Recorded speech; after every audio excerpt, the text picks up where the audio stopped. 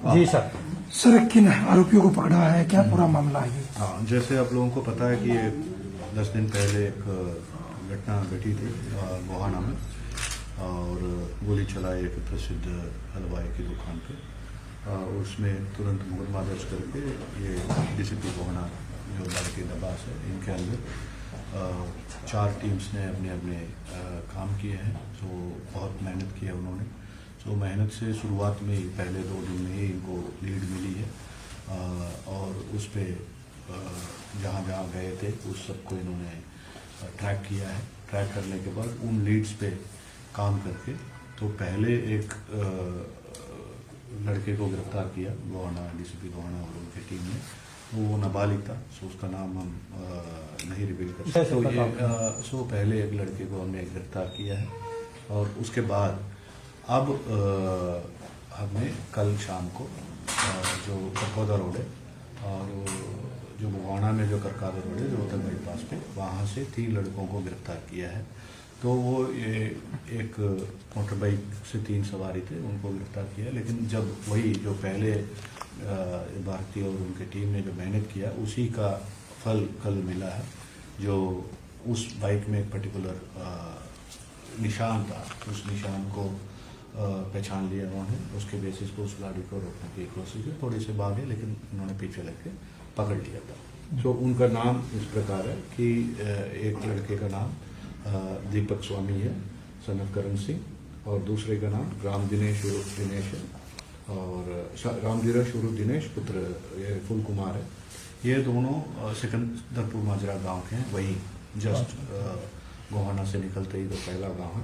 सो तीसरा लड़का है दिपिन, और ये सांगी गांव का लड़का है। ये 3 लड़कों को बाइक पे पकड़ा है। वो वही बाइक है जो इस्तेमाल हुआ था गोहाना से, जो वारदात में हुआ था। ठीक है, इन्होंने अपने इनको रात भर जो भी इंटरागेट किया है डीसीपी गोहाना और उनकी टीम ने, उससे कुछ बात मतलब कंप्लीटली इन्होंने अपनी बात तो बोला है, और आगे भी कुछ नाम इन्होंने बोला है कौन कौन इसमें शामिल थे।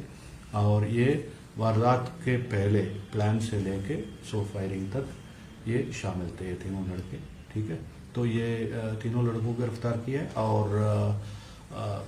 और नाम इन्होंने रिवील किया है। स्पेशली एक रोहित है जो चपार गांव का है, उसका नाम आया है। वो हमें उम्मीद है कि वो जल्दी ही गिरफ्त में आएंगे, हमारे गिरफ्त में आएंगे। और भी जो इस पे 2 या 3 रह गए हैं जो इम्पोर्टेंट एक्यूज्ड हैं, उनके पीछे भी टीम लगी हुई है। हमारी उम्मीद है कि विद इन मतलब short time we will be able to arrest them. इसके अलावा एक और घटना कल रात को हुई है, जिसके बारे में ये एसपी एसटीएफ अपने बात बताएंगे।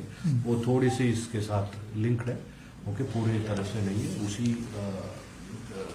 ग्रुप के आदमी है, लेकिन इस पे डायरेक्टली शामिल नहीं है। लेकिन वो जो रोहित के साथ जो इंटरलिंक्ड है, जो रोहित है और वो 3 जो है, और ये 3 इन दोनों के बीच में खड़ी है, जो लिंक है वो रोहित है। सर, जो 3 लड़के पकड़े हैं गोहाना में, क्या इन्होंने फायरिंग की थी माथुराम की दुकान पे?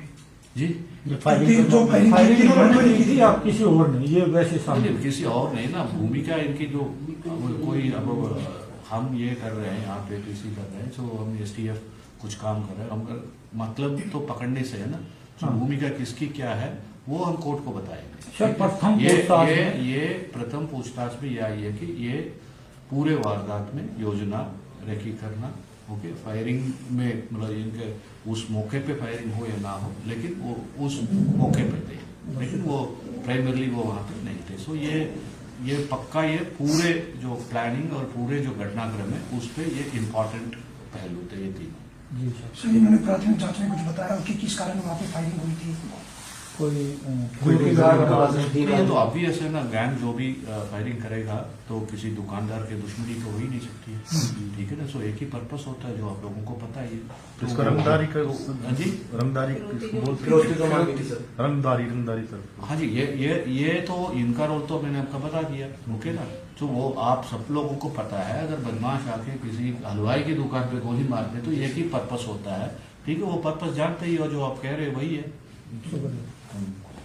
देखिए सर, इस घटना के बाद कहीं ना कहीं व्यापारियों में एक डर है सुरक्षा को लेके, तो सुरक्षा पुख्ता करने के देखिए इस लिए गैंग इस जो पूरे नेटवर्क है इसको तो हमने तोड़ दिया है। सिर्फ 2 लड़के 3 लड़के बच्चे होते हैं। सर, एक ये तो बताइए। इनके सवाल का जवाब दे दूँ।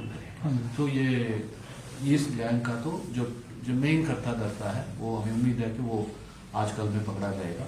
ठीक है, तो और जो इनका पूरा नेटवर्क है जिससे ये करवाते थे उसको हमने तोड़ दिया। हाँ, जरूर ये है कि 3 लोगों की गिरफ्तारी अभी बकाई है, ओके, जिन्होंने वहाँ पे मौके पे थे। ठीक है ना, तो वो उनके लिए भी हमारी टीम्स लगी है। उम्मीद है कि उनकी भी जल्दी गिरफ्तारी तो करेंगे। इनको विदेश से भी कोई इंस्ट्रक्शन कुछ मिल रहा हाँ है जी। सर? कुछ विदेश से भी वो इनका सब कुछ कुछ लिंक तफ्तीश सामने की बात है। ठीक है, तफ्तीश चल रही है, उस पर सारी बातें जो आएगी तो उसको कोर्ट के सामने पेश सर, करेंगे। ये 3 और अन्य नाबालिग, इन पर पहले भी कोई मुकदमा दर्ज था सर? क्या जो 3 ये जो अभी गिरफ्तारी है गोवाड़ा में। हाँ, इसमें 2 के खिलाफ मुकदमा दर्ज है। ठीक है, वो नाबालिग और इसके तीसरे एक और आदमी के खिलाफ नहीं। एक दिपिन और एक वो जो नाबालिग है, इनके खिलाफ कोई मुकदमा भी नहीं है। लेकिन ये तो बढ़ा है, 307 का मुकदमा है। तो पहले भी इनमें से एक का 307 का है, एक दूसरे का एक और केस भी है। लेकिन ये दिपिन और वो जो नाबालिग के खिलाफ कोई केस नहीं है।